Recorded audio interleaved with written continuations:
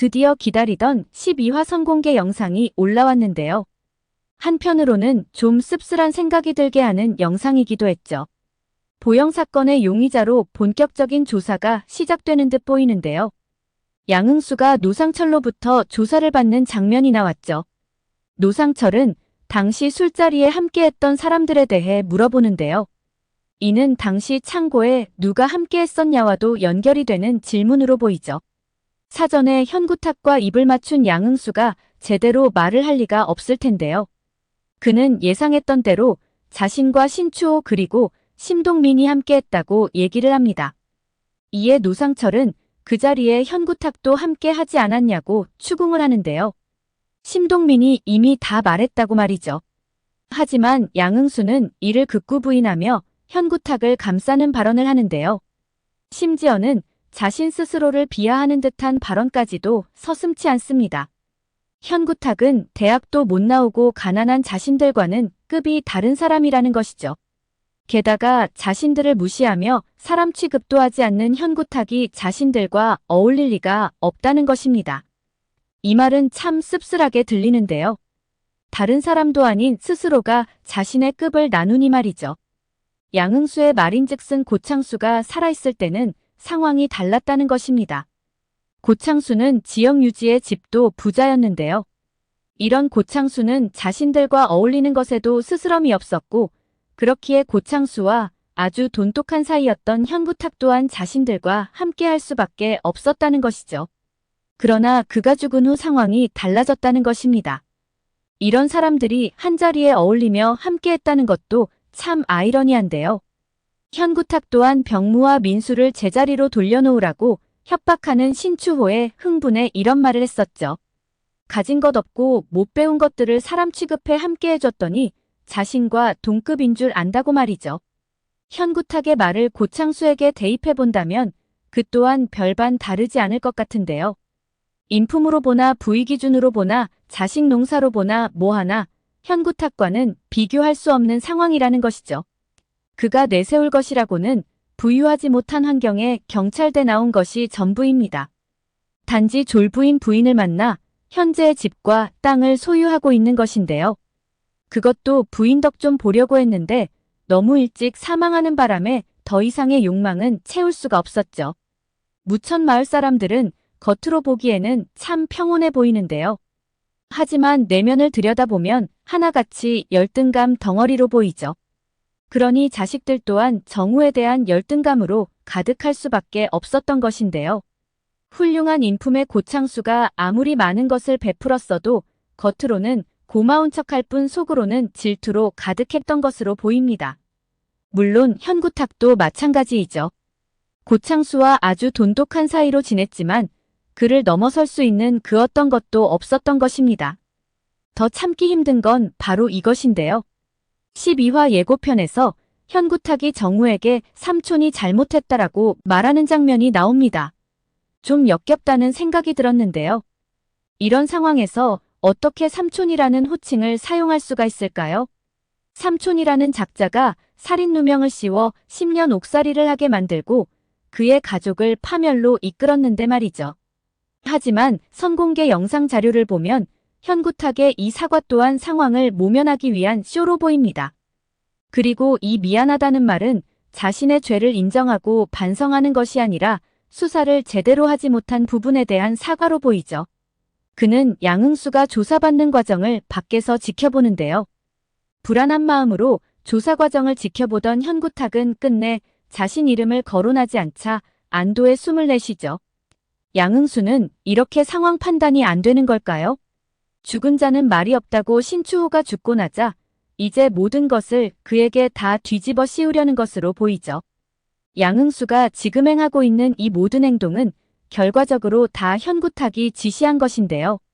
민수 또한 현구탁에 의해 자백을 하게 되었죠. 현구탁을 감춰준다고 해서 병무가 아무 일 없이 풀려날 수 있을 거라는 생각은 무지에서 비롯된 것이 아닌가 싶습니다. 진실은 감춘다고 해서 감춰지지가 않죠. 오히려 그 진실을 감추려 거짓말에 거짓말이 더해지다 보면 더 깊은 수렁에 빠질 뿐입니다. 오늘은 이런 가설을 한번 세워보고 싶은데요. 11화에서는 박다은을 죽인 건 박형식이고 그가 왜 살해했는지 그 과정을 자세하게 보여줬죠.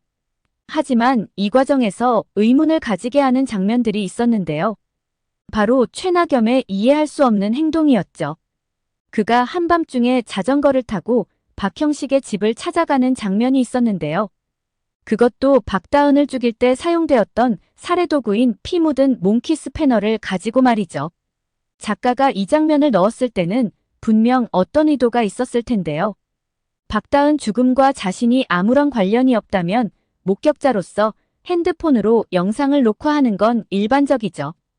또한 이후에 문제가 될 수 있는 부분이 있기에 핸드폰을 가지고 간 부분에 대해서도 충분히 납득이 되는 부분인데요. 하지만 피 묻은 몽키 스패너를 야밤에 검은 비닐봉지에 담아 박형식 집 앞에 놓아두는 행위는 좀 이상하다 못해 기괴해 보이는 것이 사실이죠. 사실 현재까지의 스토리로 보아 최나겸은 소시오패스임은 확실해 보이는데요. 어쩌면 박다은을 죽인 건 최나겸이 아닌가 하는 생각이 드는데요. 사건이 있던 당일 최나겸은 박다은에 대해 극도로 화가 난 상태였죠. 연락이 닿지 않는 박다은으로 인해 술에 쩔어 있는 정우 모습을 보는 것도 화가 났었는데요. 더 화가 나는 건 졸업 후에도 이런 박다은을 계속 만나겠다고 하는 정우의 행동이었죠. 사실 정우만 모르고 있을 뿐 박다은이 원조 교제를 하고 있다는 건 이미 모두가 알고 있는 상황이었는데요.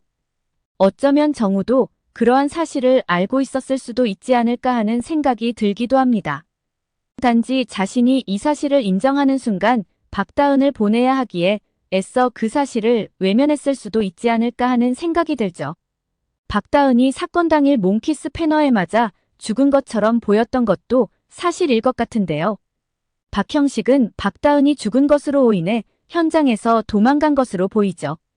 그리고 이 모든 상황을 목격한 최나겸이 박형식이 떠난 후 다은에게 다가갔을 것으로 보이는데요. 그런데 죽은 줄 알았던 박다은이 실은 죽지 않았던 것이죠. 어쩌면 박다은도 보영이처럼 살려달라고 도움을 요청했을 수도 있지 않을까 싶은데요. 하지만 최나겸은 다은이 살아있는 한 정우가 그로부터 벗어날 수 없다고 생각해 몽키 스패너로 또다시 내리친 것이 아닐까 싶은 거죠. 신추호가 살아있는 보영이를 죽였던 것처럼 말이죠. 최나겸 입장에서는 어차피 현장 영상을 자신이 모두 녹화를 했기에 누가 뭐래도 박다은을 죽인 범인은 박형식이었던 것이죠. 하지만 이때 또 한 사람인 수호가 이 장면을 목격하고 있었다는 사실은 꿈에도 몰랐을 것입니다. 그가 박형식에게 몽키 스패너를 전해준 것도 이러한 이유에서이지 않을까 싶습니다. 박다은을 죽인 진짜 범인은 너라는 것을 확인시키기 위한 것이었죠. 이는 곧 자신의 불안과 책임을 회피하기 위한 행동이 아닐까 생각됩니다. 결국 현구탁을 비롯해 예영실과 박형식 모두 최나겸에게 속고 있는 것이 아닐까 싶습니다. 어쩌면 11년이 지난 현재까지도 최나겸이 박다은의 반지와 핸드폰을 보관하고 있었던 것도 이러한 이유에서이지 않을까 싶은데요. 그러지 않기를 간절히 바라지만 정우가 진실을 찾고 싶어 할 수도 있을 거란 생각이 드는 것이죠. 이때 이 두 물건은 박형식에게 완벽하게 뒤집어 씌울 수 있는 자신에게는 보험 같은 것입니다. 예고편에서는 하설이 모자를 쓴 사람이 누구냐고 정우에게 물었었는데요. 정우는 최나겸이라고 했었죠. 수호의 그림에서 모자를 쓴 최나겸이 등장하는데요. 또 다른 병실에서 그린 그림에는 몽키 스패너가 아주 크게 그려져 있었죠. 여기에 경찰모를 쓴 경찰까지 등장하는데요. 어쩌면 수호가 그림에서 말하는 범인으로는 세 사람이 아닌가 싶습니다. 실제 죽인 건 박형식과 최나겸이고 현구탁은 현장을 은폐하고 조작한 것이죠. 11화에서는 최나겸과 예영실이 딜을 했었는데요. 하지만 모든 키는 결국 수호가 가지고 있는 것으로 보이죠. 각자의 이해에 따라 움직이는 최고의 빌런들 사이에서 합의가 잘 지켜질지는 의문입니다. 오늘 영상은 여기까지입니다. 구독, 좋아요는 언제나 제게 큰 힘이 됩니다.